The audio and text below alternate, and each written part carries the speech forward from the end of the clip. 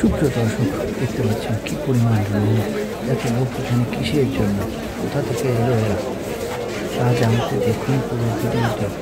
এটি Cox's Bazar iconic rail station. Dhaka থেকে এখন কক্সবাজার ট্রেন চলে, আর এই ট্রেনে করেই এইভাবে যাত্রী ভরে নিয়ে আসে।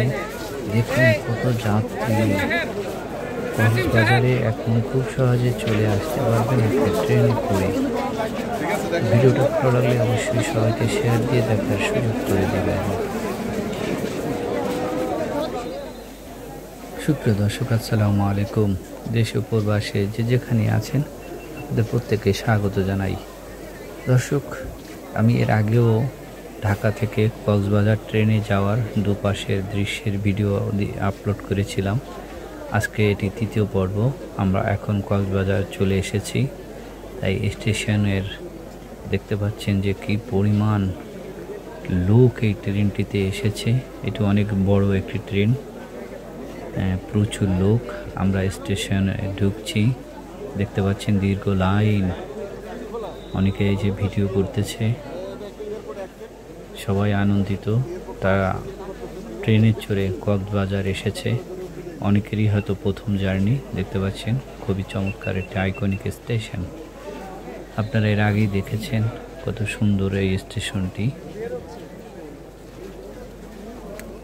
সবাই সারিবদ্ধভাবে লাইন দিয়ে বের হচ্ছে, কারণ একই সাথে অনেক লোক এসেছে। সবাই স্টেশন থেকে এখন বের হয়ে যার যার গন্তব্যে যাবে, মানে যে হোটেল বুকিং দিয়েছে সেই হোটেলে যাবে।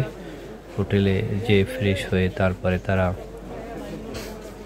বিভিন্ন কক্সবাজারের দর্শনীয় স্থানগুলো পরিদর্শন করবেন।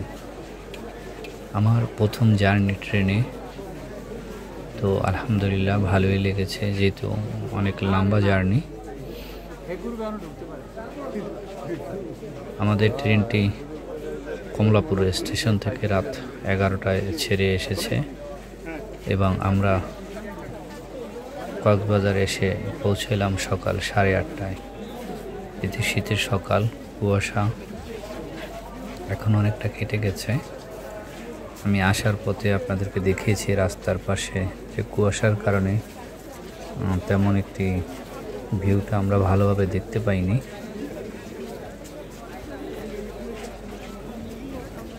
দেখছেন কত মানুষ।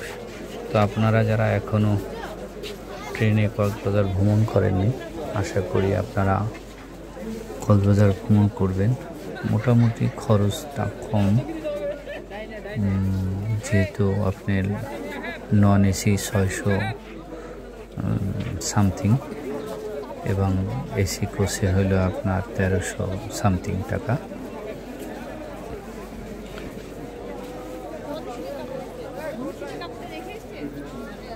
দেখতে পাচ্ছেন কি পরিমাণ লোক।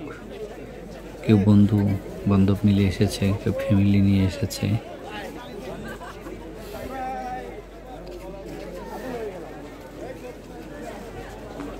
প্রচুর লোক এবং এই স্টেশনটি অনেক বিশাল। এটি সামনের ভিউটাও দেখাবো, যে এটি কক্সবাজারের ঝিনুকের আদলে করা হয়েছে।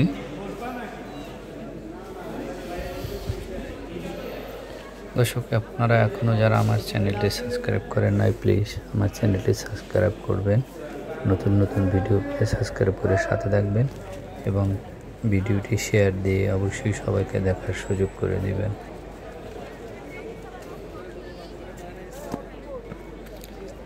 একটি জিনিস হলো যে এটি হলো স্টেশনের বাহিরে পর্যাপ্ত জায়গা রাখা হয়েছে।